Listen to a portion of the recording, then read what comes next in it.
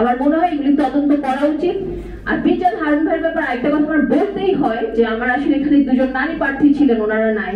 যেহেতু উনি সকালবেলা আমাকে বলছিলেন উনি আমার কাছ থেকে 2 গালে 2টা কিস চাচ্ছে, ওই গালের মধ্যে 2টা চল লাগানো উচিত ছিল, যেটা আমি করি নাই।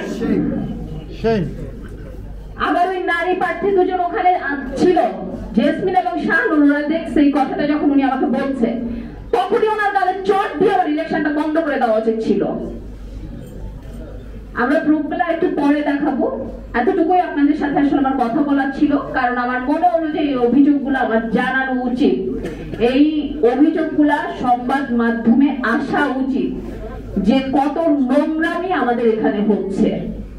আর আবারও বলছি যে যার ভিডিওটা ভাইরাল হয়েছে আসলে আমি খুবই দুঃখিত, আমি চাই নাই যে আসলে এরকম একজন একটা মানুষের ভিডিও ভাইরাল হোক, ভাইরাল ভাবে সামনে আসুক।